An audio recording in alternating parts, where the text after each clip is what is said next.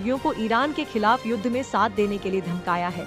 अमेरिकी राष्ट्रपति Donald Trump ने कहा है कि नाटो को स्ट्रेट ऑफ हॉर्मुज खोलने में उनकी मदद करनी होगी।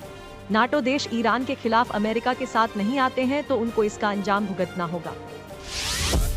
अमेरिकी राष्ट्रपति ट्रंप ने स्ट्रेट ऑफ हॉर्मुज को खोलने के लिए 7 देशों से युद्धपोत भेजने की मांग की थी और कहा था कि हर हाल में हॉर्मुज स्ट्रेट को खोलेंगे। लेकिन हॉर्मुज स्ट्रेट में ट्रंप की नौसैनिक गठबंधन योजना को झटका लगा है, क्योंकि कई देशों ने जहाज भेजने से इनकार कर दिया है।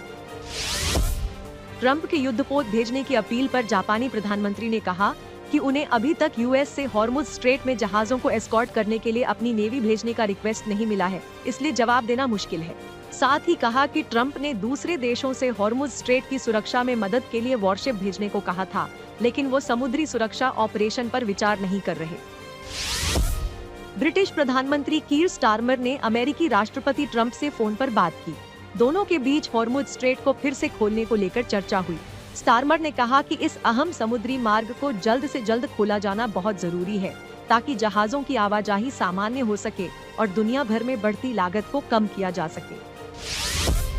ईरान की ओर से डील वाले ट्रंप के बयान को ईरानी विदेश मंत्री अब्बास अराघची ने नकार दिया है। उन्होंने कहा कि ईरान ने न तो युद्ध विराम की मांग की है और न ही अमेरिका से बातचीत की कोशिश की।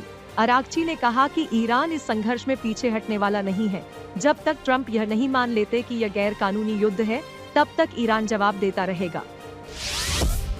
ईरान मिडिल ईस्ट में स्थित अमेरिका के प्रतिष्ठानों को चुन चुनकर निशाना बना रहा है।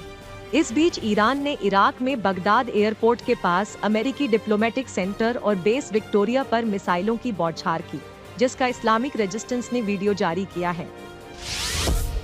अमेरिका, इजरायल और ईरान के बीच जारी जंग को 16 दिन बीत चुके हैं। दोनों ओर से घातक हथियार इस्तेमाल किए जा रहे हैं। ईरान ने पहली बार अपने करीब 2500 किलोमीटर रेंज वाले सेजल मिसाइल से हमला बोला है, तो वहीं अमेरिका ने अपने घातक बॉम्बर B-1 लांसर को मध्य पूर्व में भेजा है। फ्रांस की राजधानी पेरिस में अमेरिका और चीन के बीच व्यापार वार्ता हुई। दोनों देशों के बीच आर्थिक और व्यापारिक मुद्दों को सुलझाने को लेकर चर्चा की गई। चीन और अमेरिका की वार्ता से अमेरिकी राष्ट्रपति डोनाल्ड ट्रंप के बीजिंग दौरे का रास्ता साफ हो गया है। ईरान से जंग के बीच अमेरिकी के वॉशिंगटन DC में प्रदर्शन देखने को मिला है। व्हाइट हाउस के पास जुटे प्रदर्शनकारियों ने ईरान में सत्ता परिवर्तन की मांग की है। इसके साथ ही कुछ प्रदर्शनकारियों ने ईरान में राजशाही की वापसी की मांग की है। 98वें ऑस्कर अवार्ड्स में one battle after another and Sinners ने बाजी मारी।